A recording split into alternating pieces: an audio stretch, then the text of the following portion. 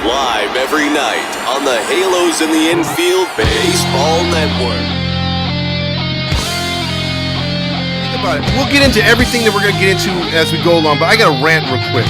But why would you throw out an inexperienced pitcher in a game you're still close in? And I don't care what the record is. You show up for a fucking rivalry game. But he's actually talking to him constantly. That is a sign of a really, really good coach.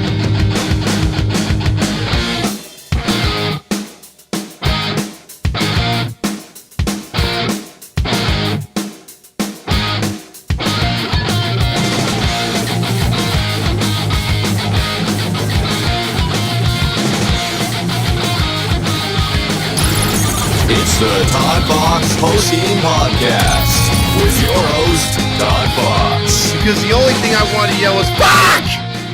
Hey, welcome into another episode of Halos in the Infield, the postgame show with your host, ToddFox. And if I got to say one thing, it's one thing and one name only. It's the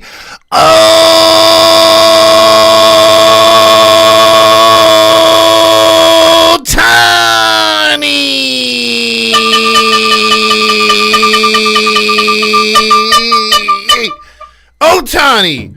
Yes, Shohei Ohtani was in full effect tonight against the world's worst American League Baseball hitting team, that is the Kansas City Royals. Yes, the Kansas City Royals came into town on only 4 wins and so many damn losses already. I think 17. They're combined with the Oakland A's before tonight at 7 wins and 31 losses. They were 1-12 at home, but came in here to Anaheim and stunk up the joint. The Angels weren't much better. And this was, again, something that when I was on the podcast the other day, or when I was going to be on the podcast, I was going to bring out the fact that, look, when hindsight being what it is, and the Angels lost, they lost to the Yankees 2 of 3. They lost 3 of 4 to Boston. I was figuring, okay, you know what? It is what it is. They took the loss, whatever. But my thing has always been this with the Angels moving forward, as far as in the regular season, was that the Angels could be much better than they're putting on right now. And they beat a trash team tonight, and I'm going to get into that, but Boston was a series they should have won. Flat out. 6 guys batting under 200. You pretty much just gave that series away. New York is battered with their starting rotation, and they're not much better hitting, and you gave those games away as well. It was pretty frustrating to lose those series. So with that being said, moving on, you have Kansas City and you have Oakland coming to town.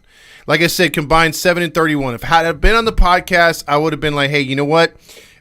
I really am not feeling good about this series, these two series here, the 7-game series, because these are teams that usually bite us in the ass. It doesn't matter Kansas City's record. It doesn't matter Oakland's record. They usually always play as tough.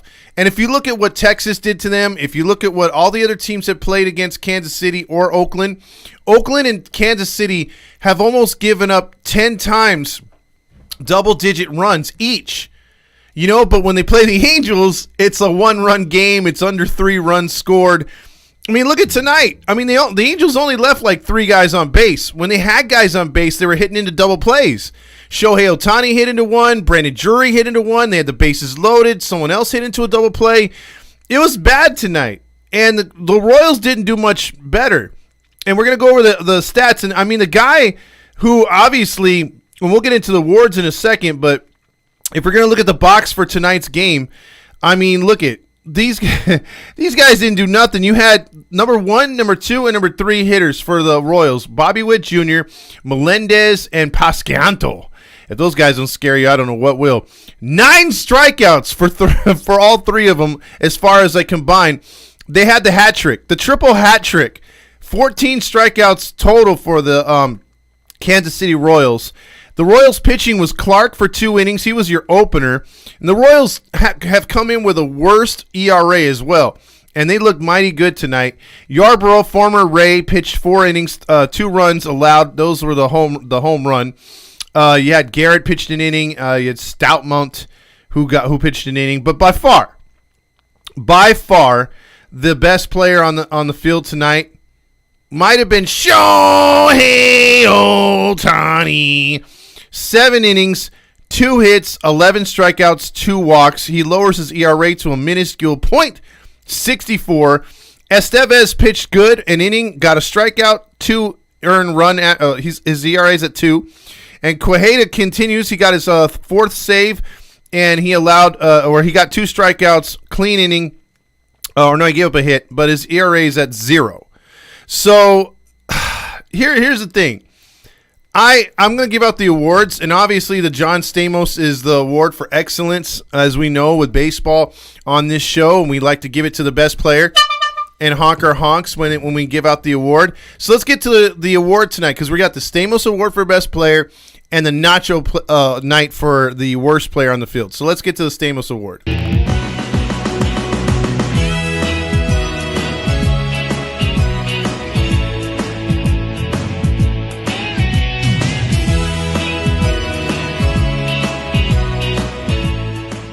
I love the John Stamos, the extra John Stamos, but I'm going to give it to I'm not going to give it to the guy you think I'm going to give it to, even though he had 11 strikeouts.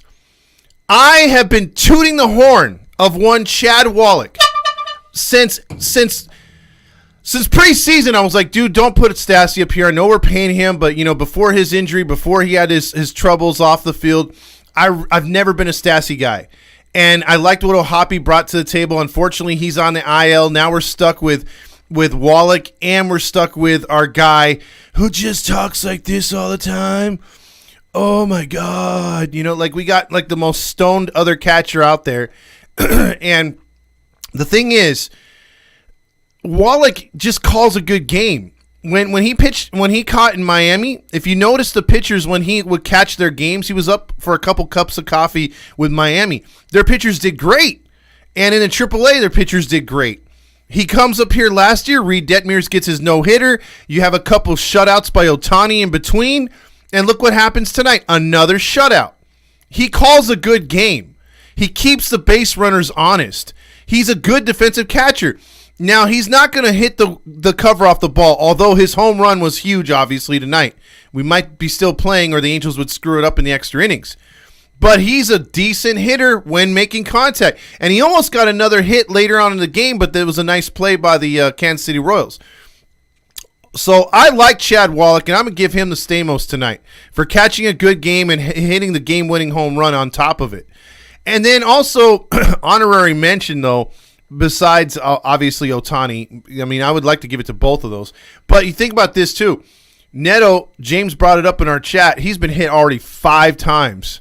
Dude's been barely in the league for about a week, and he's been hit 5 times already. Twice tonight. Now let's get to the Nacho Night Award. All the chips, all the cheese, all the refried beans, all the onion and tomato and the guacamole, all the beef and jalapeno and the sour cream, all the nachos.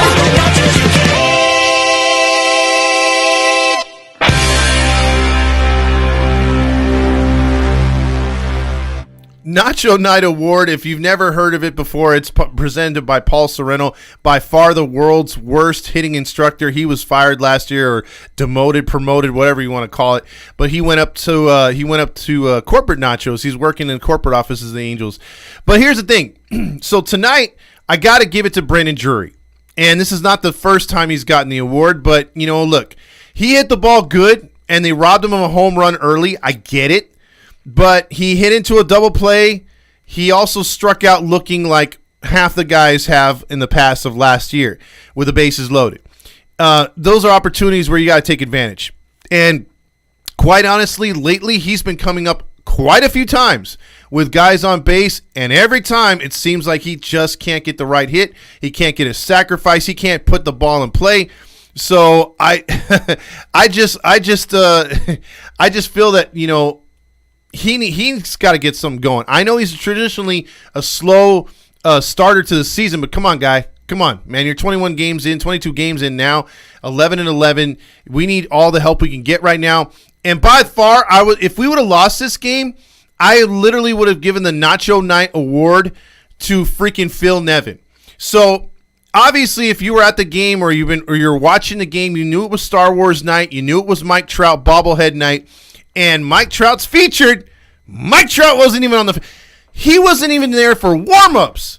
So it's like, Are we the Clippers all of a sudden? Are we load management all of a sudden? Because this is multiple games we've given off to. Hold on. Multiple games that we've given off to our superstars. Rendon's got, call him what he is, but he's been given a few games off. He's like, oh, my shoulder's sore. And then, like, the only one, even Ohtani's got a day off, but this is like the third or fourth day for Trout off. Now, I can understand if we're the Clippers, if we're, we're winning games, which that sounds weird in itself, but you're having a good regular season, then, yeah, give a guy a day or two off. Give a superstar a game or two off. That's fine. I get it. But you're a struggling ball club right now. You're floating at 500. The offense isn't exactly clicking. And if your main guy is in there and you need to spark this offense, why is he not in there? I mean, are we going to do this tomorrow? It's Shohei Ohtani shirt night. Are we going to give him the night off? I mean, this makes no sense. You know what I mean? I don't care if it was a long road trip. The rest of the guys are in the lineup. Why isn't Trout in the lineup? So you rather have Renifo in center? Okay, that makes sense. Doesn't make sense. You didn't even pinch hit him when you had an opportunity late in the game.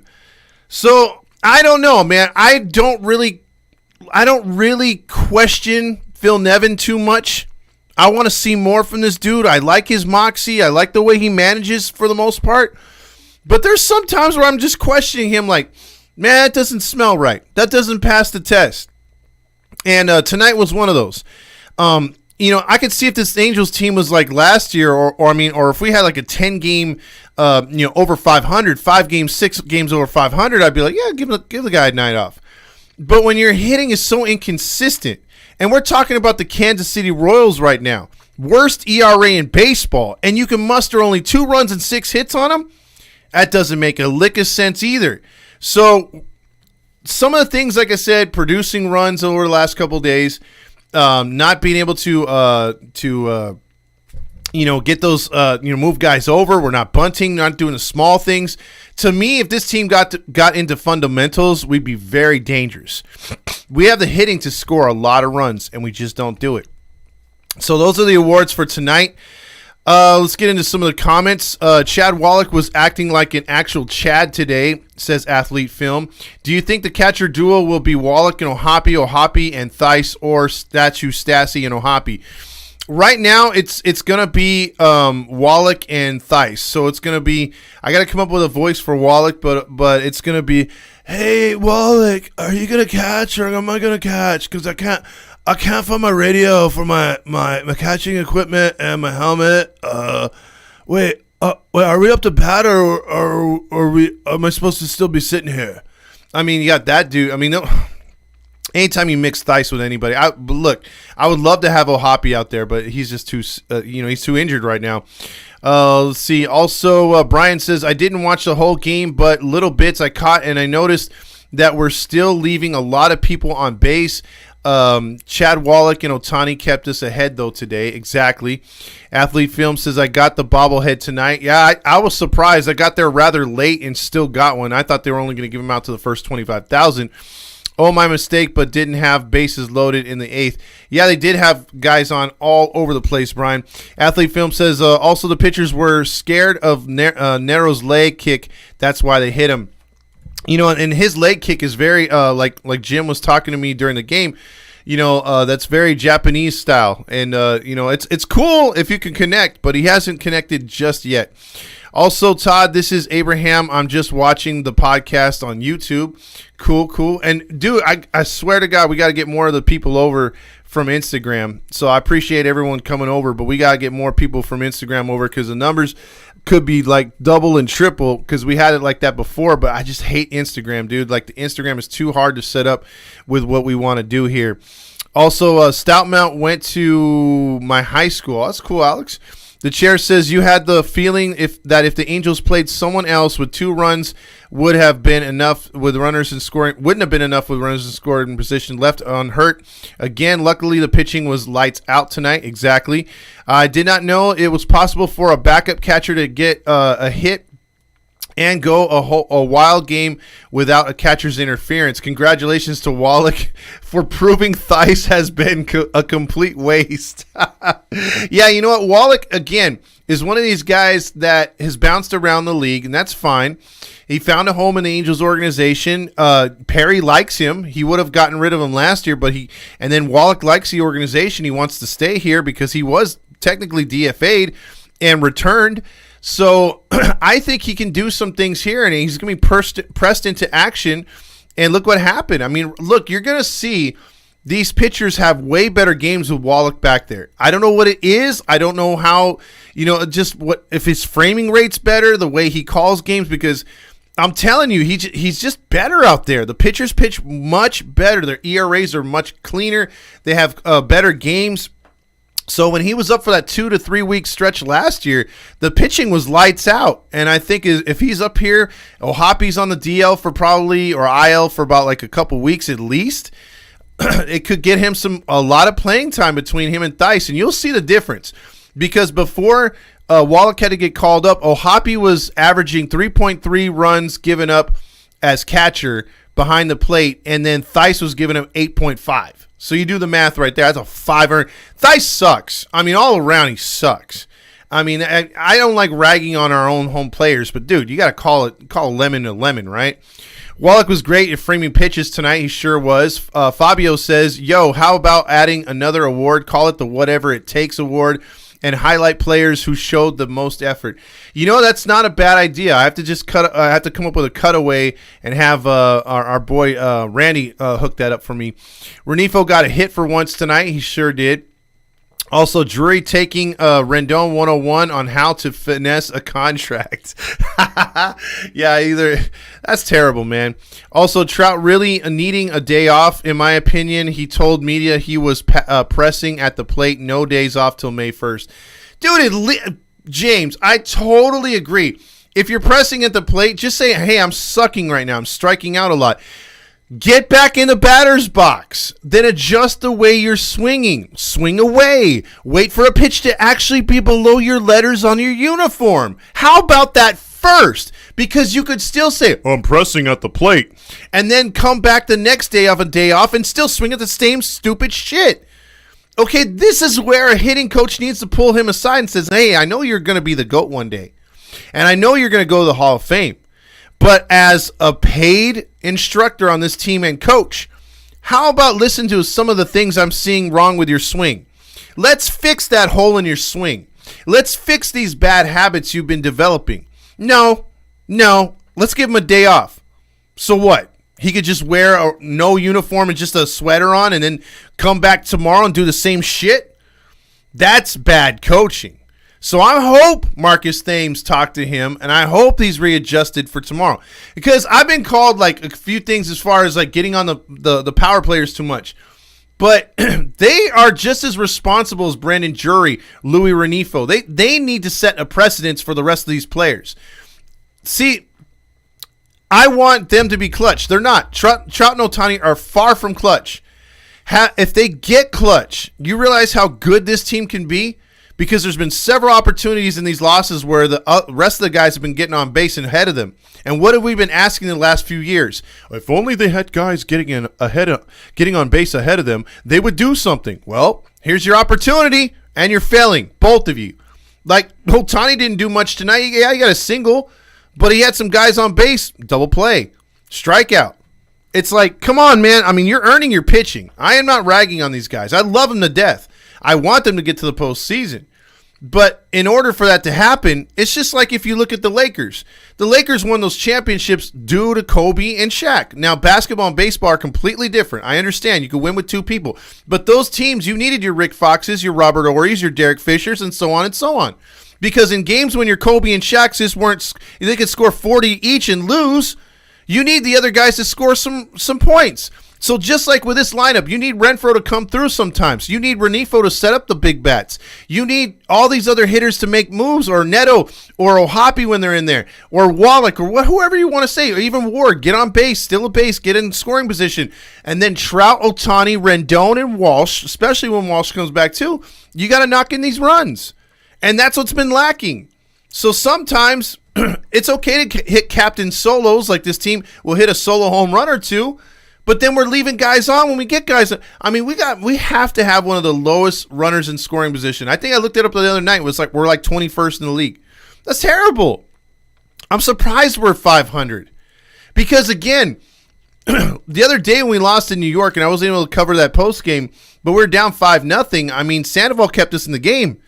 He kept us in the game and gave us every opportunity to come back before we blew the bed in that one too. So the pitching's been there. We've had a couple of bad performances, but for the most part, the pitching's been there. And the offense has been one that's letting us down. Also, the chair says Theis sounds long gone. Drury dropped the ball, Landon says. Also, Neto had a nice leaping catch at short tonight. He sure did. That was a hell of a play in the ninth inning. Trotter here says, I really wish we could get rid of Rendon, eat the contract or something like Arizona did with Bumgarner. Problem is, there's much more money left with Rendon than there is Bumgarner. I think I didn't realize he was with Arizona that long because when I think Bumgarner, I always think Giants, World Series, playoff dominance, good regular seasons. It's hard to believe that guy fell off so freaking fast. And I heard some I went on a couple of Angel pages today and they were like, hey, you should pick him up, man. That'd be the Angel thing to do. Why? Why, dude? I mean, first off, does this team look like it needs another lefty? I mean, god damn. I mean, this I've watched Angels baseball for my entire life. And I've never seen this many left-handers on a team for the Angels. Usually, I mean, I can go back and they had Mike Holtz and that was it. They didn't have any other lefties in the rotation or in the bullpen. He was their only guy. And he was their only lefty, dude. They were throwing right-handers at everybody. Didn't matter. It's completely opposite nowadays. I mean, it's Ohtani, and with Canning coming back into the rotation, he gives us a second righty. But for the most part, even with like Chris Rodriguez, we wanted to see up here. He ain't ready. He's injured all the time. It's like, for real, we've got nothing but lefties on this team. Could be a good thing, could be a bad thing. Tomorrow's pitching performance or pitching matchups, I'm kind of scared, to be honest with you, because the Royals could be a pain in your ass. They can nip at you. Zach Greinke's due for a win, and he has a winning record against the Angels in his career. He's 0-3 so far, but he's got a 3 ERA, and these teams have scored less than 2 runs in his start, his Royals team. And again, if you looked at that lineup, you're like, damn, dude, really? I don't know. Something just, and then you got Anderson coming back. He's had 2 very mediocre, if not bad, starts in a row. He's got to get back on track in this start against Kansas City. I mean, it would be terrible if we even lost 1 game to this team. This team is not good. Not good at all. Trout homers twice tomorrow. Watch. Also, James says Ward needs to get going at the top of that lineup. Yeah, if he's not hitting soon, dude, we got to switch it up right there. Ward was on fire last year, and that last year he isn't as good with a bat so far. Would you take Bumgarner if he came out of the bullpen? Trouter here says probably not, dude. His ERA has been fairly bad. And again, who would you take out of our bullpen right now? I mean, I was mad that Herget went down. I like Herget a lot. And the fact he went down today, I was like, dude, that just opens up a roster spot, I think, for Austin Warren. So you probably see Austin Warren come up here pretty soon. Joe Saunders and Darren Oliver seem to be the only lefties on the staff in 2007. That was true. And see, that's what I miss about baseball back then. The fact that you could have a Scott Shields from the right side throw he had a rubber arm. You could pitch him 4 out of 5 days. Darren Oliver, same. Those guys were amazing. And Darren Oliver just looked like sometimes he went up there and he didn't care. And he threw pitches like, it was great. And so also Grillmaster checks in, says, Chad, the Wallacher, why didn't Wantz go down? Because Wantz is one of our best guys, dude. I mean, surprisingly, he's pitching really good. Warren got the call up today. That's good. I do like Austin Warren. I mean, other than that him getting plunked last year in Boston, he's decent pitcher for sure. Renifo hit good at the top of the lineup last year. Give him a shot to lead off until Ward shows some signs of life. I agree. That's a good call right there because, again, even when he grounds out, he makes it super close at first base. Renifo is not scared to bunt. He's one of the only guys that steals bases. So, yeah, it makes sense, Little Wayne, that if he's out there, he's going to make some moves and he's going to keep the defense honest. So I like that. I like that call. I mean, if he's at number one, I'm never going to like the number two of Trout and Ohtani. I mean, maybe it would have been good to go Renifo, Ward, Trout, Ohtani, but right now they're just going to stick with either Ohtani second or, that whole spiel. I just don't like it. See, bullpen pitchers have the roles for innings. The Angels team doesn't seem to have the roles yet. I totally agree. Are you going to get those sound bites I suggested for you? Yes, I am, Landon. I work on those on my day off, and to be honest with you, I did not have much time. I switched back to days and a harder job. So I'm looking to get some more time, to do these things, but I got to settle in on the schedule first, man. The schedule is brutal, and it's been really, really hot too. So if anyone's hiring, I mean, look, this job pays good, but damn, dude, it's definitely a lot harder than the other job. Also, Renifo, Urshela, Trout, Ohtani, Renfroe, Rendon, Ward, Drury, catcher. Urshela I would like to put up there because, again, he kind of disappointed me tonight too. I mean, he was swinging a lot of first pitches tonight, though. Usually he's more patient and he gets better batting the ball, but he was not hitting very good. And by the way, James even put that up there. This game was 2 hours and 2 minutes, and it almost felt like getting out of the parking lot took longer than the actual game. God damn, that's why this postgame started so late too. The game was over like at 9 o'clock almost, just right at 9 o'clock, and then it took us a good 45 minutes to get out of there. I mean, the traffic was not moving. Like, I thought the point of having the Anaheim police there to direct traffic meant that they directed traffic. But, dude, I swear to God, nobody moved for at least 25 minutes. I've never seen anything like it, dude. I thought someone had got hit, but nope. Also, who's dead man that hit he's that's his soundbite right there. Who's that dead man that hit me with a salt shaker? Also, what about Urshela leading off? That could be a move too. Although I don't know if he's ever hit leadoff before, but he is, like Grillmaster says, a good table setter. Also, maybe there was an accident on the 50s. No, I mean the streets. You could not get on the street. I was wondering how the parking lot would be with it being sold out. It's terrible. And I will say this right now. If you get an opportunity to go to a game where it's sold out at Anaheim Stadium, especially a night game or a non-fireworks night, especially like a Friday, definitely park on the other side of the railroad tracks. Park in the $5 to $10 parking, because if you park inside the stadium, I don't know what it is, but they do not try to get you out of there fast. And then, like on fireworks night, it's kind of cool because I'd say about a quarter of the people leave early because they've seen the fireworks enough. They don't really want to stick around, so they'll take off. It's just, trust me, it's better. It's better to catch the or it's better on the nights like that to park inside the stadium. Friday nights, I would not recommend it. I just would not recommend it. Oh, by the way, yeah, I didn't even get into this. So, if anyone, you guys watching right now, I'm not gonna be a bootlicking house man right now, but I will say this: 714 Tickets is the place to go for tickets, because I'm telling you, from my experience and from Fernando's and people that keep messaging us, you can not only you can use the Heedy Pro I gotta start over. The Halos in the Infield promo code back to back. It doesn't matter. And you keep getting 10% off of your purchases, and you keep getting another 5% off on your second purchase. It keeps working that way because my boy Fernando bought tickets to go to the Yankee game, the next day to the Phillies game, and I think he bought tickets to go to the Wrigley Field tomorrow because he's on the East Coast trip. So I'm telling you, 714 Tickets is a place to go. Also, it automatically registers you to win a free jersey courtesy of us. So I'm telling you, do it for if you want to save some cash. And it just works. Also, thank you, Landon, for reminding me. I forgot. I got so excited about this game. I was like, 714 Tickets. I forgot all about it. I bet Roger Lodge streaking on State College Boulevard is why the streets were bad. Yolanda says parking outside the stadium is the way to go. Yeah, she's right.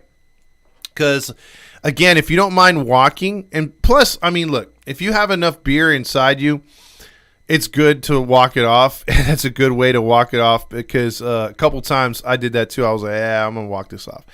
And it's better. I mean, you can walk all the way around, plus, or just get yourself a hot dog on the way out because, damn it, those people know. When they cook up them hot dogs with them bell peppers and onions and they're bacon wrapped, it's like, man, you they go $10 for a hot dog. I'm like, fuck, better be the best hot dog out there, $10. And then I tasted them all. Yeah, you're lucky. Those hot dogs are fire, dude. I mean, I don't know how they make them that good, but for some reason their hot dogs are freaking bomb, dude. Like, they're just so freaking good, man. I mean, I get out of there and I'm all, every time I get one, dude, I love it. But yeah, Athlete Film says, I always use the promo code. I have like almost $10 in rewards to use for my next ticket. Exactly, every time. And then I wonder if Heedy is doing better than the Sports Lodge with 714 Tickets. Dude, we're getting a lot. I'll tell you this right now. Ron Holt and his team, Brian, and I forget Olivia, it's the other one. They were texting me the other day saying that they've gotten so many orders, and we're getting a ton of people like hitting us up and saying thank you, and then they're getting all the promo stuff. So it's like, dude, it's really working. For some reason, it's caught on with us, and it's a lot of people are getting their money's worth. We purchased tickets too for not tomorrow's game, for this game from the 714 Tickets too. So got them dirt cheap. So it's the way to go. I mean. And then, two, here's the thing. We're going to have a Heedy night at the ballpark. And this is where on July 1st, we're going to get a promotion from 714 Tickets to where the Trout Farm, the tickets are we're talking about it right now, but they could be as low as half off. And if they're half off, not only are you going to get your tickets half off, it'll be Heedy night through 714 Tickets, up to 200 tickets worth at that price. Not only are you going to get that hookup, but we're going to provide you with a Halos in the Infield t-shirt for free. So you're going to get that, and you're probably going to get some Thunder Sticks. We're going to have a hell of a night. And it's going to be the Heedy Baseball Network night via 714 Tickets. And it's a bobblehead night. You know how much merch and crap you're going to be coming home with just because of us and the stadium and 714 Tickets? So plan ahead for that. And be on the lookout. We'll tell you what tickets to purchase when that promo starts. We're probably going to start that like a month before the date. So you're looking around June. We'll actually have the exact area to buy the tickets. But put the word out. You could sit with us, and all the podcasters are going to be there. Fernando's going to make it in, I believe. Everyone's going to be here, and we're going to just kick it. It's going to be Halos in the Infield, and we're going to be our own section. And we're going to have distinctive shirts. And it's just going to be sick, dude. So if you guys want to have fun and come hang out with us, that's the night to do it. Doy says they need Walsh back to many righty on to balance the lineup. And I think they do. And I think he'll be back hopefully soon. He's meeting with some experts there, I believe in Utah or something like that. That's what I heard.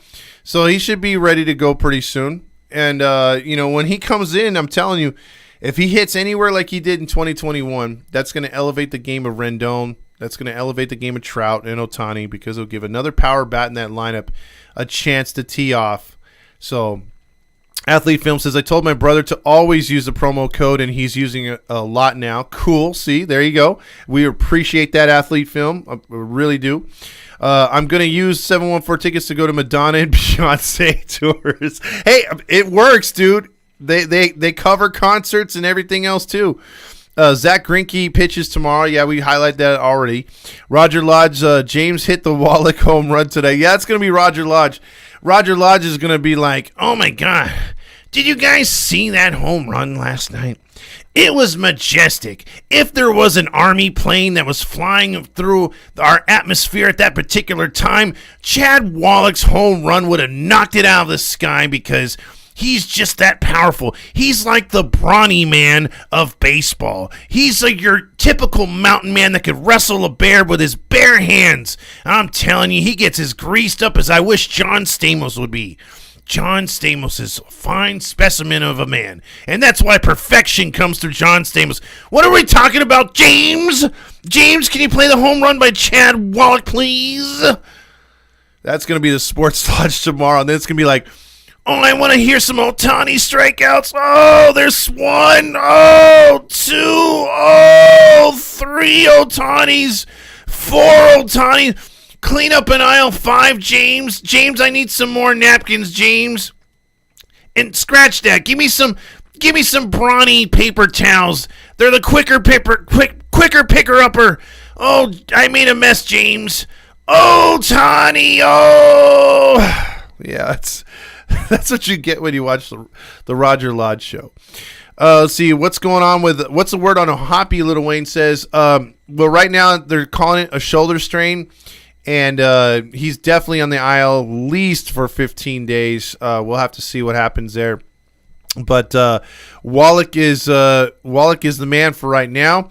Trotter here says, does 714 tickets cover Vegas shows? My group, U2 will be there, an MSG Spear this year. If it's listed, it should be, Trotter here, because again, Fernando was using it to buy tickets in Philly, in New York, and then for Chicago. So I'm pretty sure.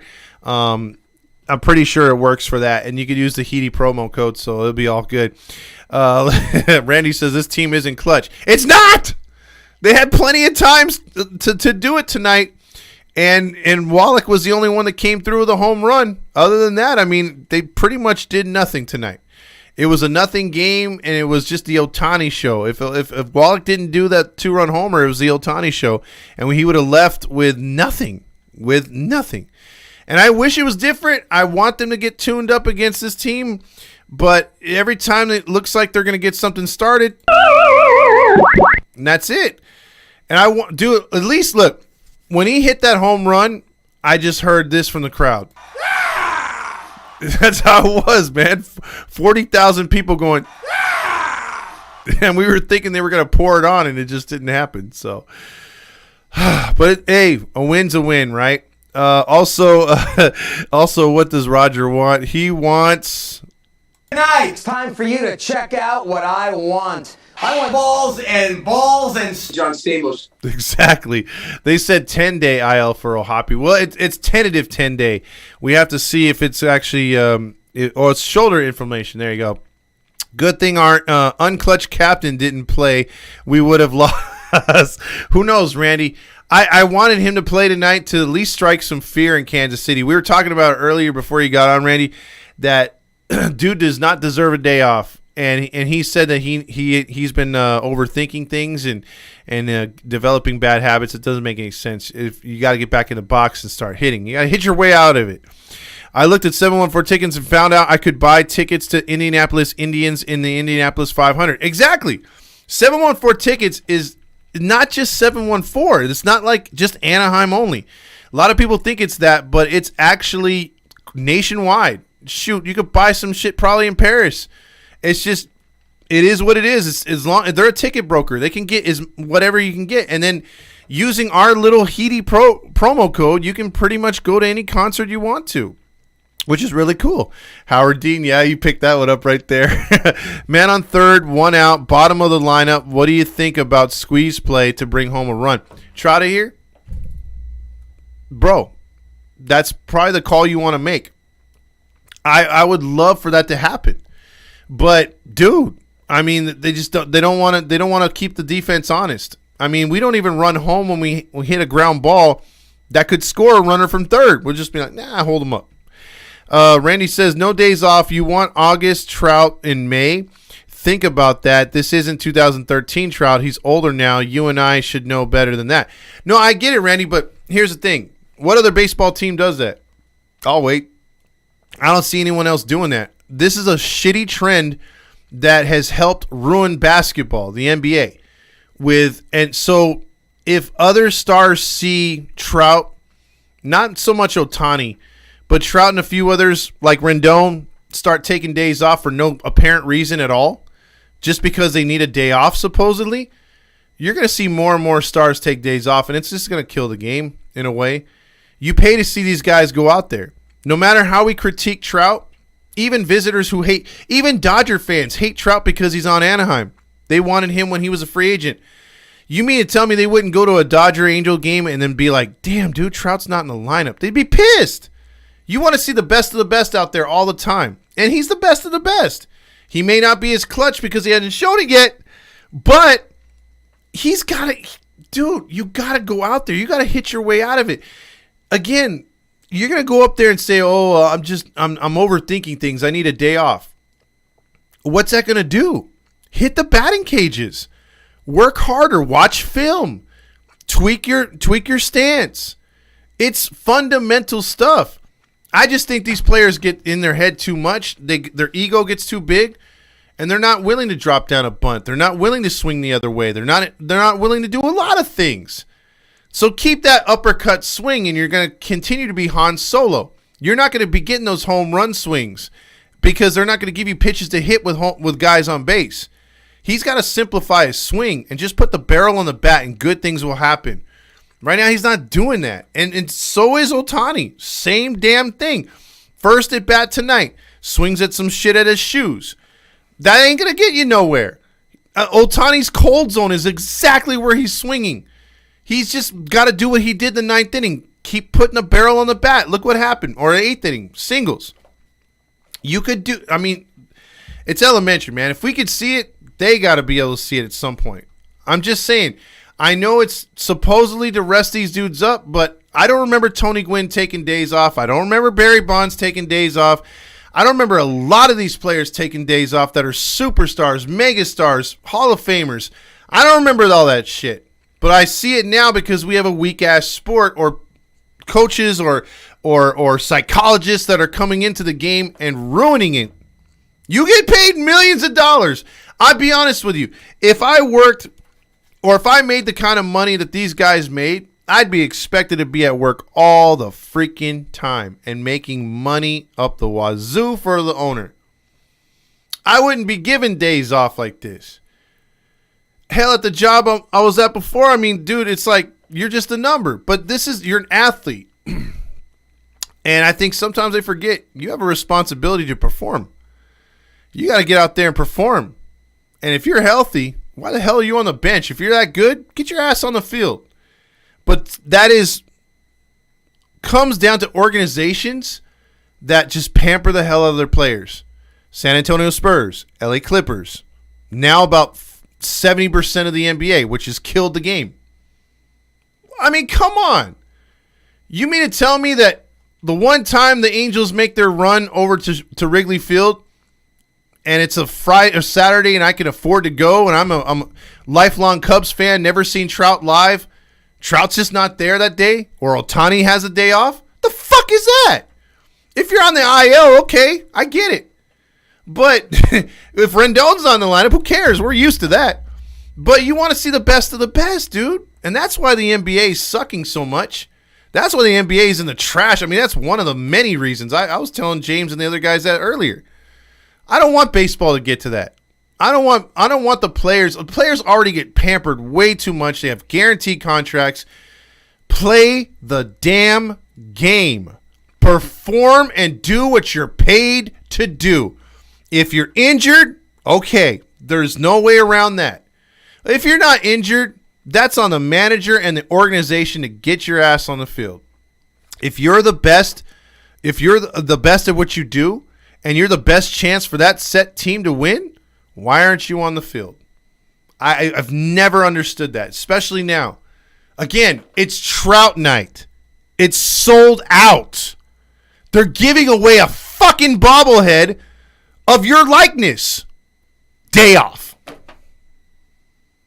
I mean, come on. Can you just go on television or on social media and just flip off the crowd? I mean, that would be better. I mean, the intro had a long thing of you saving the galaxy in a far, far away land with Mike Trout's likeness, and it looked like a Star Wars movie, and your ass didn't even get on the field. Not even to pinch hit. So if that's not you, that's on the organization. So we'll never know. You could have just said, hey, man, hey, Phil, I'm not playing tonight. I'm not feeling it. I'm not feeling it. That's on you. Okay. If it's Phil saying, hey, I don't want you even stepping on the field tonight, wear a sweater, kick back, throw some sunflower seeds. That's it. Okay.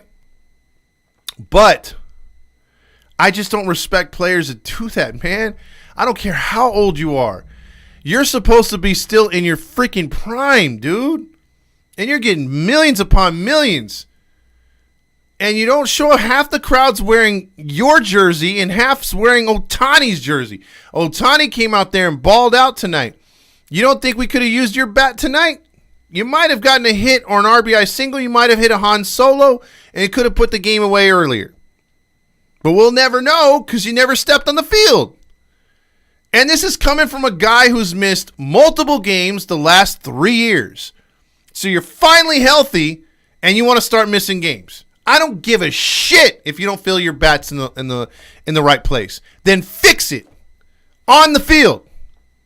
So I just see it as all excuses, man. And I just that grinds my gears, man. That grinds my freaking gears. I can't stand it. Roger Lodge is going to make the Sports Lodge very sticky tonight. He sure is tomorrow. Put a barrel on the bat. You mean put the barrel on the ball? Yes. I always mix those up. Landon, go to bed. Leave the baseball talk to the adults. Randy. Also, NBA players and injuries, dude. People on the NBA are going down after just stubbing toes. Yeah, exactly. It's pathetic.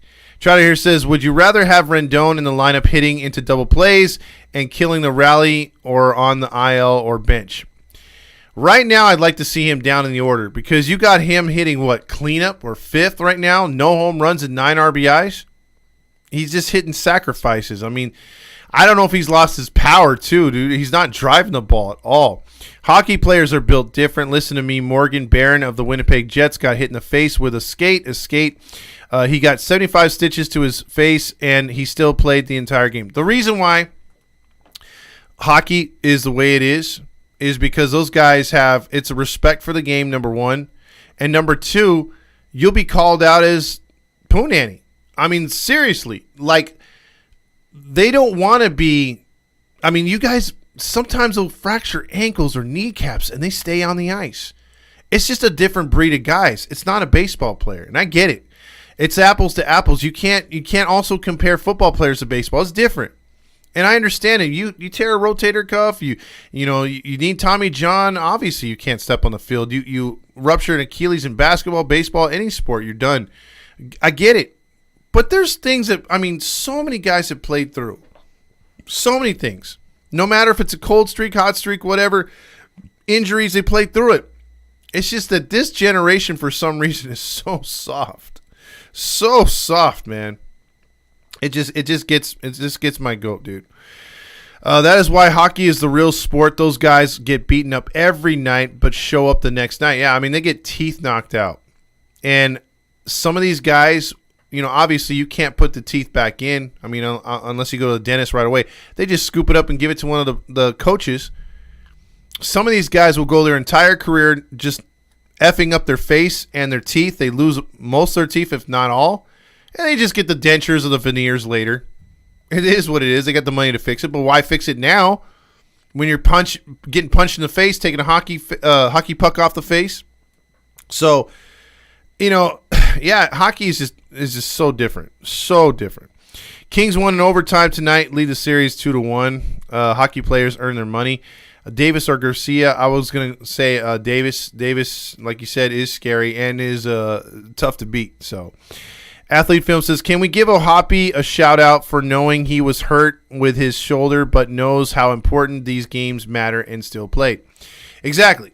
He's a man's man at a young age. We can only hope that he continues to mature. So, yes, shout-out to our boy O'Hoppe. And I would love for him to be a major star. I hope he wins Rookie of the Year, like Randy pointed out. He's a dude that can easily win it if he stays healthy, and he can be very clutch. And I don't see him batting at the bottom of that order for very long if he keeps this up. Maybe Rendon slips down there. Jeez, Josh and Landon going back and forth. But back to this though. I was pretty cocky. I went balls and John Stamos. There goes my Ohapi jersey. You don't know that yet, man. He could still come back, dude. Right now it's just a big show, but he'll get healthy, I'm pretty sure, here pretty fast. And look, tomorrow I'm hoping for a big win. We need that. We need these wins against the Royals and the Athletics, which is hard to believe. But you can't take these guys lightly, because the moment you take them lightly,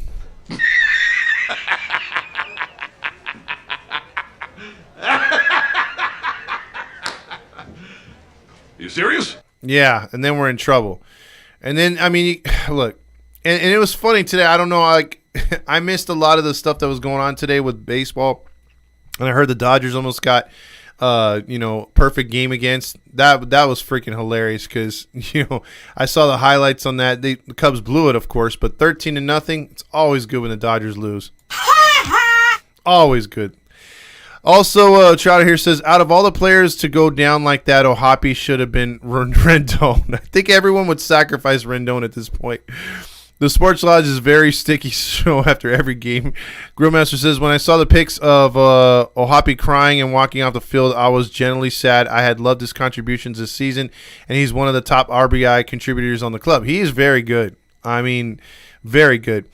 Also, Athlete says, Ohapi said during an interview that he wants to win and play the best baseball he's ever played because he knows that this season is huge, Ohtani's year in his contract. And that's funny because he's actually so more mature. I know these guys are feeling the pressure, but, he's catching that dude. He knows how special Ohtani is, and believe me, he's very special. It's just, I don't want to see him on another team, but that's what we're facing right now, and it's going to be tough, man.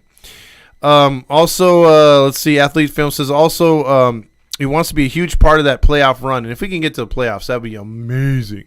Dodgers lose and the world wins. Exactly, does mate. Also, Roger wants John Stamos, Ohtani, and Trout. Reddy says Athlete Film. Ohapi never said that. A player would never bring up another player's contract. Oh, okay. Let's see. Also, the best catcher on offense we've ever had is Mike Napoli. Not all the way true, but very close. Fergosi was good, but Lance Parrish was probably our best power hitter. He just only spent 3 years here. He was a World Series champion with Detroit, and he played some years in Philly. But in the early 80s, my dad couldn't stop raving about Lance Parrish. He was a really good catcher. Are you taking phone calls? Yeah, you know what? Let me take a couple phone calls before I get out of here. 714-598-3221. Because it's such a late show. But yeah, let's see. You say when? Yes, and when Landon call everyone. Sorry, Todd. The numbers did. It's the Halo Honk line. What up, Todd? What's going on, man? Today's game, since I was at the game today, it's kind of weird how you have all these, big signs you have over the seasons. You have like Brandon Drury, who was part of that San Diego's Padre playoff run. You have Gio Urshela coming from the Yankees. You have all these guys. You have Trout's bobblehead night. You don't think that just because this Royals team has only 4 wins, you don't think you want to play the mercy on them just because you think you feel bad for them. This is a team that you want to blow out. You want to put 10 runs on them, 12 runs in their face. And Trout says, this team's not that good. It's not worth my time. I'm just going to take the night off, especially on my bobblehead night, Yeah, it's bad because you just look back at what they did. I want everyone, when they get a chance, take a look at what Texas did to them. They obliterated them, and they swept them like super easy. And I still believe in my heart of hearts this team is better than Texas. So if Texas can do it, like you said, and then the Angels just come out there and lay an egg and just play with them a little bit, I mean, they were in that game the whole time. They just needed a bloop and a blast, and we'd be talking different right now. Yeah, and especially when you get the bases loaded, you have Brandon Drury come up. You expect him. It was 2 outs. You expect him. Okay, he needs to take his pitches more carefully because he has bases loaded. But instead, you have the guy staring at the last strike instead of at least trying to attack or defend it and hit a foul ball and stay alive or something. Yeah, I mean, that's the thing. I mean, the best thing you could do with the bases loaded or any situation where runners in scoring position, put the ball in play, move runners, things like that. And this team is just god-awful at it. I don't know what it is. It's like, okay, if it's a pitch outside, let's swing at it. But no, if it's down the middle, let's just stand there like a statue. Yeah, it's that whole Max Stassi thing all over again with him.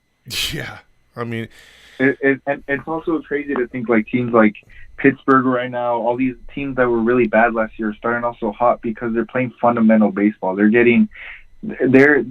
attacking bases. They know how to do it. Like you'll have guys like Andrew McCutcheon hitting a single, and the runner from first knows, okay, I have the speed. I'm gonna score from this because I know I have the speed, and I'm gonna be these points are all gonna add up at the end of the game. Yeah, and I mean it's funny how you're given these new rules. And these other teams are taking full advantage of it, and we're just sitting there, twiddling our thumbs like, let's continue to do what we're doing. It's like at some point break tradition and try to do what these other teams are doing, like what you said. The good teams will capitalize, or at least the well-run organizations will. And these teams like Tampa, Baltimore, like you said, Pittsburgh, they're playing good, and Texas is too. They're using full advantage of everything. These teams are running too, and I wish we would run, but we don't. Yeah, and especially with the whole shift change, those shifts are banned. You should be seeing these guys not having to struggle getting a hit because these from last year the shift was so much harder to get hit because all these guys would move around. There'd be someone there in the outfield waiting for that ball to throw you up. But now there's gaps that these guys will pull to, and it's easy hits, but instead they're still stuck on the last year rules. Like, oh, I can't hit a single because I'm afraid someone's going to be there, and instead I have to hit a home run. Yeah. And I just wish we would go away from that type of mentality too. I'm tired of the whole home run or nothing thing. It's just so much better when you got guys on base pressuring the opposing pitcher, and you can make a mistake, especially with a pitch clock. Wild pitches, he just hangs one. That's where you want to take advantage of that stuff, and they don't do it. Yeah, and especially with these next couple of games coming up, we have like we mentioned, we have the Royals here for 2 more games, and then we have Oakland for the 4-game series, I believe. 4-game series, yes. Yeah, the next few games it should be an easy 6 out of 7. Maybe we'll drop one, maybe by 1 run, 2 runs, but in all reality, we should sweep this series and the next series because both teams that we're playing, they're not that good. We should show that the Angels are willing to put up runs against bad teams and then be able to play good against really good teams. Yeah, exactly. I mean, there has to be some sort of there has to be some sort of improvement here too because What I get out of this is when we go to Milwaukee and St. Louis, traditional, really good pitching places, or at least Cardinals always pitch good at home. Milwaukee pitches good at home. They're hard to score runs there. They're National League ballparks. Places we're not used to the Angels playing. Those games are going to be a struggle. And so you got to clean up on these teams right here. They should have cleaned up on the East Coast trip as well. So 11-11. The best meme I saw tonight was a picture of Bill Murray from Groundhog Day, and he had an Angels hat on, and it said, "Well, we're 500 again." Yeah, and it's crazy to think that we expected this we expected this division, the AL West, to look like with the Astros on top, maybe the Mariners, and then us and third. But honestly, it's been a close race with us and the Rangers. And we know we have the talent. We have the people, especially with the young guys coming up, proving themselves, giving themselves their names out there to be better than the Rangers, to take that first place. With the Astros, they're struggling this year. You can tell that they're, I don't know, I don't want to say that they're hitting their point of decline, but they're really struggling this year as well. Yeah, you know what? One of the guys I thought was going to help improve that team, he's really not. He's kind of made him worse in a way. Is Abreu? Like he's struggling, dude, and defensively and hitting, and I think that's hurting him. And someone was saying, I don't know if it was Randy or it was Fernando, but one of them was saying on one of the podcasts that it could be a World Series hangover. You don't really usually see that with a winning team. You usually see that with a losing team, but. Maybe, but I still think that at some point, Dusty Baker's going to get him going, but we'll see. Yeah, and it's something that we have to take advantage now that we see our biggest rival that usually always wins the division for the past couple of years. They're struggling. We need to take advantage of that now. Get ahead of them as fast as we can, because we know how the Angels are when they come back from the All-Star break, is that they're usually second or third, and then after that, it's just everything goes downhill. It's just can't score anymore. Players can't. The pitchers start doing bad, but like it's either we need to pick it up now, stay hot, go past that into the All-Star break, and then hopefully, see the Angels in the playoffs. Exactly, because I think that's the goal right now for everybody. But good call as always. All right, and have a good Take night. care, Todd. Yeah, you too, man. Are you gonna be at the game tomorrow? Yes, I am. Well, come by and say hi, man. I'll be in 260. All right, cool. I'm gonna be sitting, I believe, in the outfield. Okay, yeah, we'll be out there, man. All right, cool. All right, bro. Take care, Todd. All right, you too. Later. It's a Halo Honk line. Hey, Todd. Hey, what's up? Nothing much. Just got home. Took you long enough to get out of there, right? Yeah. We just left the way the players usually leave. Yeah. Oh, you got to So see. we got out. Yeah. We didn't stop. We just went right out, so we got out pretty quick. Oh, no, we were stuck there for a while, man. Yeah, it wasn't moving, so we just tried to get out through that way. Oh, okay. Okay. Yeah. And I got some good cards. I got an autograph one Who'd you get? from that tent. It was like John Rosegreen, I believe his name is. From the Royals? From the Book of Boba Fett. That's the Star Wars cards. Oh, okay. I still can't believe Trout took the day off on his bobblehead night. Yeah, man. I'm disappointed in that. I think a lot of fans were disappointed because a lot of people that didn't check their phones or came in late, we were there for the starting lineups, and when they were announcing the starting lineups, you could hear people like, wait, who's in center field? Why isn't Trout not batting second or third? So, yeah, it was eye-opening to see the fans getting frustrated early before even the first pitch. Yeah. Yeah, but Theis was on the opening roster. He took the first pitch. Yeah. Freaking Theis, man. I mean, I'm surprised he was even remembering that. He probably thought he was catching tonight, but I'm not catching tonight? I'm catching the first pitch? Yeah. Alright. Then I'll play tonight. Yeah. What? What are we playing? Alright, whatever. I'm going to get back to playing some hacky sack with the guys. Yeah. Smoke a little weed. Yeah. Go to the beach. Turn rip off surfer bobblehead. That guy, I swear to God, dude. The quicker he's off the team, I think the better. Yeah, him, Squiddy, and Adele. See ya. Yeah. Go cause someone else problems. See someone else is a pain in the ass. That's pretty much what they are right now. I swear. A big pain in the ass. Mm-hmm. But man, they gotta win these. They gotta win these games coming up here soon. I mean, against Kansas City and Oakland, because I have a real bad feeling if they don't turn things around, they're gonna really struggle in the Central. That's just not easy places to play. Yeah, and if we lose to Oakland or Kansas, we combined are worse than us.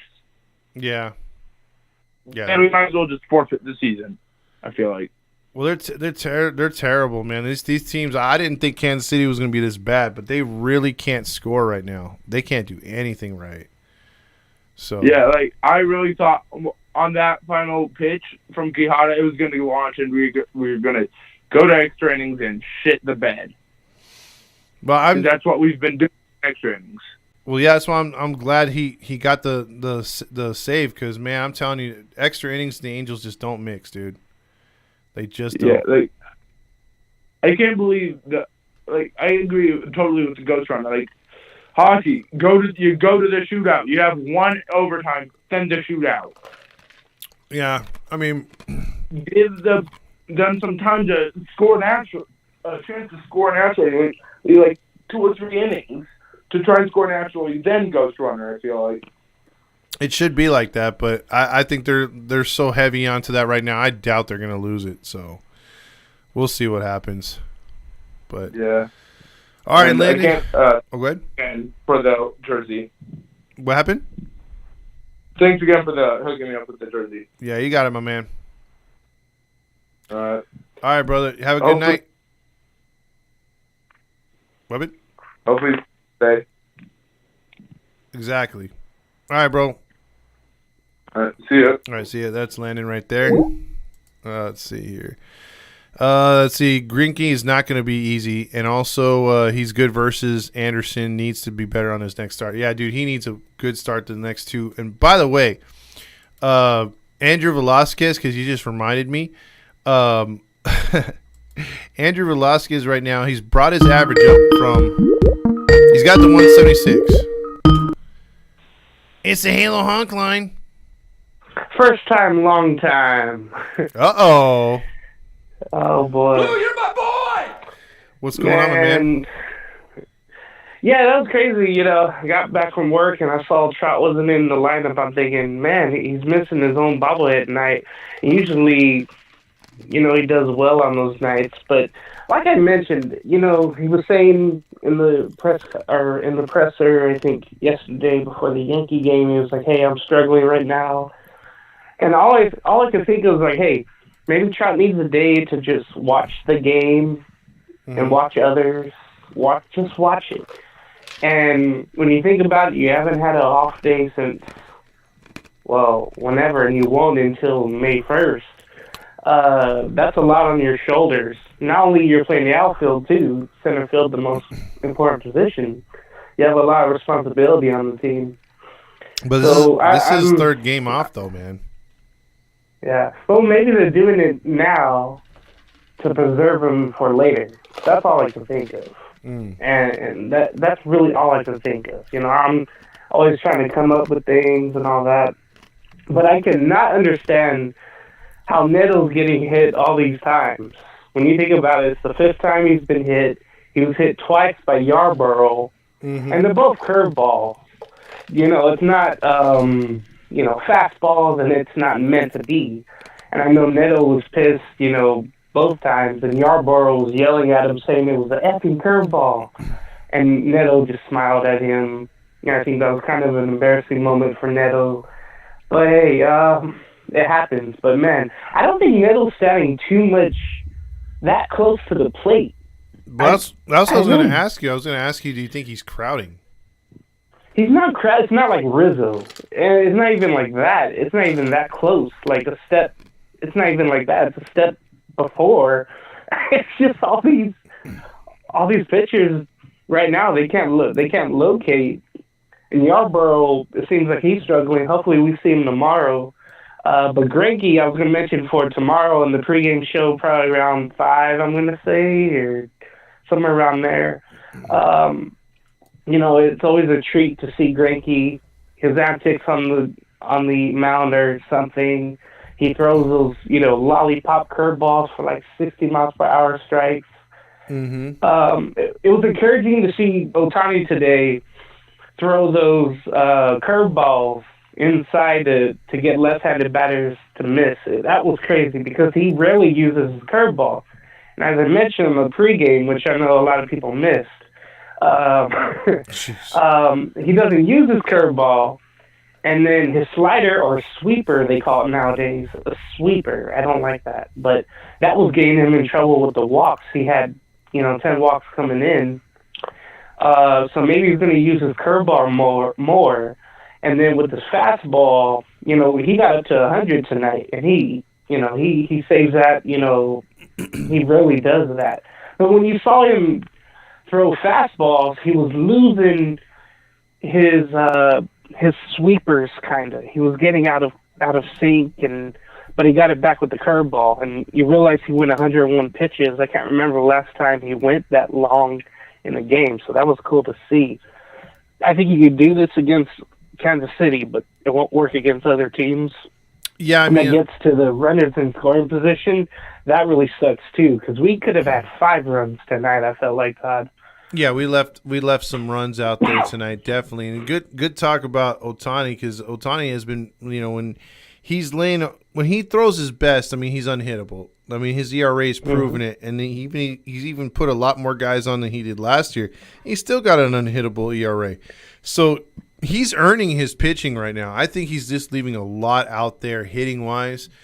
And as far as Greinke's concerned, again, that dude scares me going into tomorrow because he has such a great record against the Angels in his past no matter where he pitches.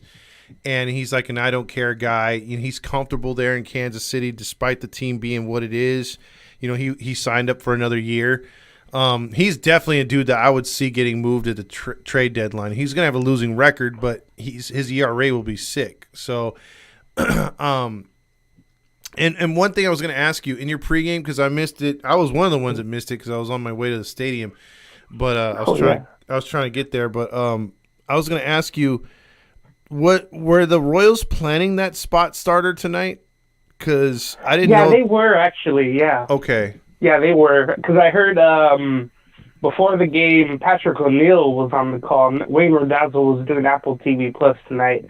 And Patrick was mentioning, they're doing a start tonight, or opener start tonight, but they're going to do that once a week. The idea was brought over, of course, from the Rays, and I remember Kevin Cash doing that against Ohtani in 2018 on a Sunday. He did this opener, I think, with Sergio Romo. Oh. And I thought, what the hell's going on? Why is Romo in the first inning? And that's the first time I heard of an opener. So they're trying to bring a little bit of that philosophy to Kansas City. I know other teams have used it. Excuse me, but it's kind of eye-opening. But I know some teams are using it. It's not as used as often as it was in 2020 and 2021 and years before that. Also, I think 2 questions for you, and then I'm going to get out of here. The Step by Step is coming on, and I want to watch that. You know how I love 90s sitcoms. Family Matters is on, but I think I've seen all of those. You know how much I love the sitcoms from back then. Did I do that? Did I do that? Okay, do you think Ward would be better batting where Urshela is, and then put Urshela at the leadoff position with the speed? Yeah, speed at the top of the lineup would always help, especially if you can get on base with. And right now, Ward's just not connecting all that great. He's working counts. I'll give him that, but he's just not getting the hits, man. He's popping them up, hitting a lot of ground balls. So, yeah, I would definitely look, Nevin switched up the lineup a bunch of times. What's another time or two where he's moved stuff around? So, give it a shot. It's not a bad thing to have a different look every now and then. You know what I mean? That's totally right. That's why I have a problem dressing myself every day, because I'm trying to figure out what goes with what, and never mind. So yeah, I hope the Angels steal some bases. I want to see some damn speed. And another question: how did it feel going to a game that was only 2 hours and 3 minutes? That must have been a throwback to when your father went to games. When they had, no commercials, there was no television, it was only radio, and we only heard of games going like that, but you never been to one, and now you've been to one. So how did that feel? Did you feel like you've been cheapskated somewhat of your money going to a game that only went 2 hours and 3 minutes? No, I think in a way what it does is it keeps the fan honest. Because you could walk around and have all the time in the world to talk to people, meet up with those. You can go get a hot dog, spend time. Like now, it's like if you go and wait in line, you miss an inning and a half. So it makes it like, should we eat before? And you see, I've noticed a lot more people eating before the games, start and whatnot. Getting their nachos before the game, and then you settle in. And I think the fans are more into it. Like there's not as much people walking around as usual.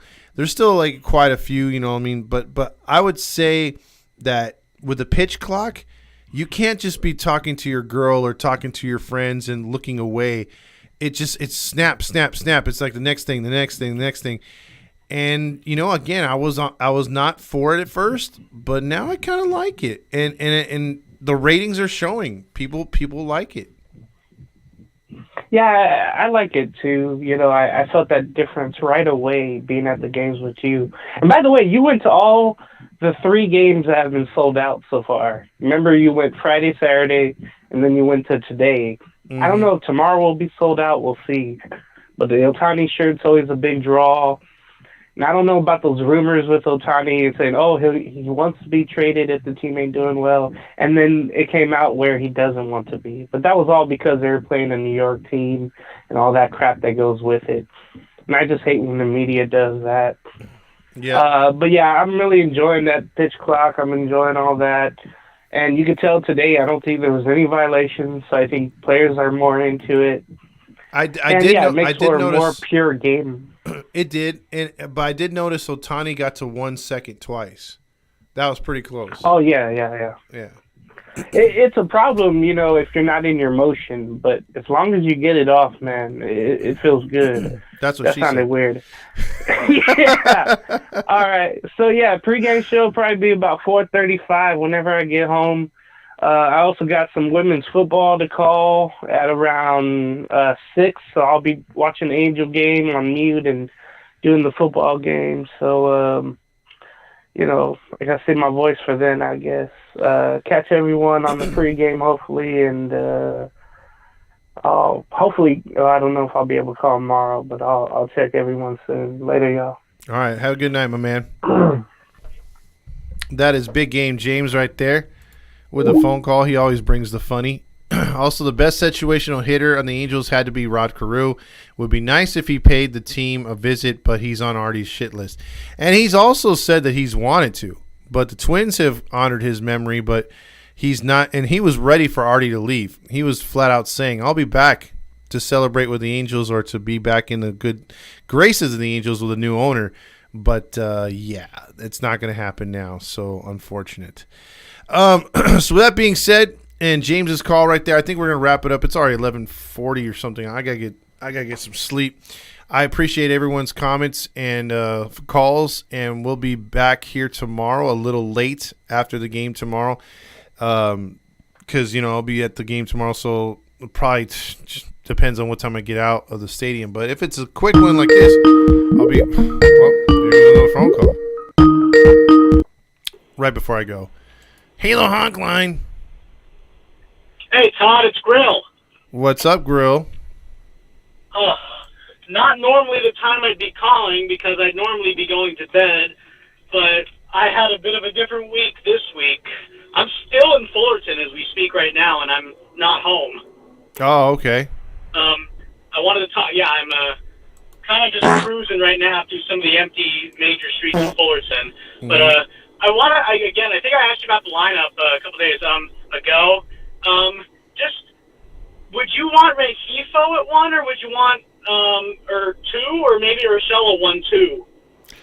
I think it's depending on who they face, because if it's a righty, I would probably like to have Rengifo start against the righty at 1, and then Urshela would go against a lefty. If you had to hit him 1-2, I'd lead off Rengifo, play Urshela 2. But this team is so infatuated with their big hitters at 2, that's not going to happen. and Zach Neto has looked pretty good despite getting hit. I didn't know it was already 5 times, and I didn't even know Yarborough tried to yell at him, for one thing. I think, unfortunately for Zach Neto, once Walsh inevitably returns, he's going to get sent back down to the minors. Who, Neto? Yeah. It could be. It just depends. Like, if he starts to ball out like Ohapi, he's going to earn his right. He's going to earn his stripes. But right now he's off to a slow start because he's taken some strikeouts, yes, but when he's hit the ball, he's hit it right at people. And I think if he can get some elevation, those hits are going to start to fall a little bit. He's going to hit them into the gaps, and then you'll really see his speed and the importance of having Neto on the club. Because we've already seen defensively, he's rock solid. No errors, turning double plays rather easily, sometimes by himself. And he made a spectacular catch tonight. He's made a couple diving plays at short. So all the way right now, he's been playing good. Would you say he's David Fletcher, but what he was meant to be? No, because I think Fletcher is like a David Eckstein. Fletcher is like a reincarnation of David Eckstein, except not with a long career that Eckstein had. Eckstein had that same long throwing motion. I mean, Neto can just flip it over to first at 90 miles per hour. That's just how easy he makes it look. And you could tell this dude is built to play. That's why I think everyone was hot on Velasquez last year. Because, again, defensively, I can't talk shit about him at all. But just offensively, he has nothing. But Neto is the Randy's favorite player. Yeah, Neto's a different cat, though. Neto is just – he's built to play. Like I said, we talked to him on the podcast, and he's got the moxie, dude. He wants to win. He wants to prove that he could stay up here. And I think he'll earn his spot before one of these guys comes back to where they're going to have to either DFA somebody or send someone else down. So what would you do when Walsh comes back? I mean, he seems like he's getting close. Well, they'll have to make up their minds because you're not going to cut. You're not. I don't think there's nothing for him to prove down there. Neto being the guy, so maybe a Lamb, maybe Mike Lamb. Yeah, Mike Lamb. What's the other guy? It's Phillips. Jake Lamb. Yeah, but you got players because again, Moniak's down there. He's been hot. You're gonna have to bring him up at some point. Joe Adell's there too. Again, Moniak's down there.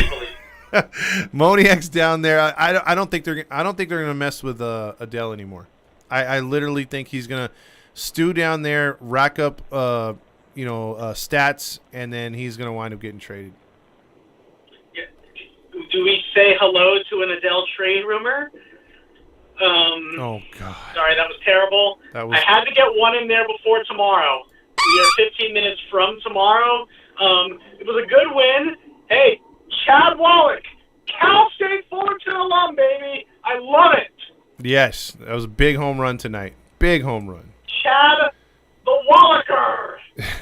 He is him. Exactly. So let's see. Let's predict the lineup tomorrow. I'm going to say that they're going to do Ward, Ohtani, Trout again. I don't understand Ohtani at 2. I mean, it's the Ward, Ohtani, Trout, Rendon, Drury, Neto. I don't know. I think if anything, Drury gets the night off. They give it to Lamb. I mean, Drury's batting 177. He's struggling right now, dude. And at some point he'll get hot, but he's just struggling right now. What do you think's his issue right now? I mean, I want him to get hot. I mean, I didn't even know that we were going to get Drury. I mean, I never really believed in Drury in his whole career, quite frankly. But to me, I'm seeing the fact that he's trying to replicate what he did last year, and he just needs to, again, simplify his swing, put the barrel of the bat on the ball, and good things will happen. But right now, it's just, it's not happening for him because he's doing the same thing Trout's doing. They're staying consistent in bad tendencies and trends, and in fundamentals. They're not switching anything up. So. I understand. So Thames has got to work on that, Yeah. That's the whole point. I mean, that's why we hated Reed and Sereno so much, because they wouldn't attack the things that were glaring weaknesses. Like they wouldn't address anything. So I've seen some good in Marcus Thames, but I think there has to be a little bit more effort. There really has to be for this team to get back on track. And 11-11 is just not cutting it for me, man. Like I think they should at least be 4 games over 500 right now. At least. We're 10-10 right now, I believe. Yes. No, they're 11-11. 11-11? Yeah. Same thing. In my opinion, they should be 15-7. Or not quite 15. frankly, we should be at least 4 games over. I mean, 13-9. I'm sorry, 13-9 at least. Yeah, sure. One more. My last question, and I'm starting to get kind of tired here. What was my question? Well, shoot, I forgot. Just like Mike Trout hitting a baseball. Mike Trout, I've never heard of her. Oh God. All right, Girl Master. We'll talk to you right. tomorrow. All right, I'll probably call you Sunday or next week. Let's see how they do it. Anderson versus Greinke. Let's get a win. Got it. All right, man. All right, peace. See ya. All right, there you go. There's Grill Master. Nick House says Neto has great defense. Are you concerned about the Angels' offense, or did you see something change, or do you see something changing? I think certainly things will change. I don't believe in this trend that will last that long, but the quicker they can get out of it, the better this team will be. The funk will stop at some point. But because they have too much talent to be hovering the way they are. It's sort of like if you look up north to the Dodgers, they have too much talent to be struggling the way they are pitching-wise. Like, I can understand, they've always kind of struggled hitting, even with really good powered lineups, but they usually do enough to win games. Now it seems like, if regular season Kershaw's not pitching, that team's getting beat. And they're giving up a lot of runs. And it's uncharacteristically of a team, by the Dodgers, so things will happen like that with certain teams. The good ones get out of the funk. The bad ones just continue to struggle. Oh, we got a phone call right here. Right when I was going to leave. It's the Halo Honk line. Yo, it's Supra. What's up, Supra? That was a pretty good game, but I wish we could have gotten more runs. Yeah. I mean, your boy Ohtani pitched a hell of a game tonight, racked up a lot of strikeouts. I think he struck out the side like twice. So he was very good tonight. There's no doubt about it. I think, I also agree for Famous Award. Yeah, because Chad Wallach always calls it a good game, man. Yeah, I don't know what it is. It's like he understands the pitchers. He's an old school catcher. Obviously, he's second generation player. He just looks built to play. And if he had a bat, like he was, if he was consistent, there would be no talk about him being designated for assignment or traded from one team to another. He'd still be on Miami. But hopefully, you never know, these players, they learn things late in their career, so maybe he's found his niche now. But there's one thing for sure. He's better than Matt fucking Fife. Mr. Catcher's interference. Yeah, that's true. I think in the one game he's leading the league in catcher's interference because, boy, that's terrible. That's terrible. I mean, you realize... How many he had in that one? Huh? Yeah? No, I was just going to say, in high school, if I was a catcher and I did that, I'd be running laps for days. If I just did that once. So yeah. How many he had that in one game? Like 3? And he had 2 in 1 inning. Jesus Christ, that's not normal. Yeah, some catchers don't have 2 for their entire career, so. He's not the smartest tool in the shed, dude. That's for sure. Yeah, not the smartest, but hopefully we get our hitting game back again. 2 runs. We won, but it's not gonna always cut it. We need at least 5, especially against Kansas City. Kansas City is not good, and we need to beat the shit out of not good teams in order to compete with Texas or Astros. Oh yeah. I mean, it's just that's the problem. I mean, when we do play these teams, it's going to be scary to see if we can go heads up with them. Because it's just, I don't know what it is, man. Like, I felt really confident against Boston and New York. And then going into this series with Oakland and Kansas City, I don't feel confident at all. And it should be the other way around, but that's just how this team plays, dude. I don't understand it. Boston, we lost Boston because of stupid mistakes. Stupid mistakes, like errors, catcher's interference, and just overall just bad baseball. Yeah. Like, we did everything right except for, like, defense. In New York, I didn't even expect for us to win one because, you know, New York is tough, even with the bad lineup. But we won one, so I'm pretty happy with that.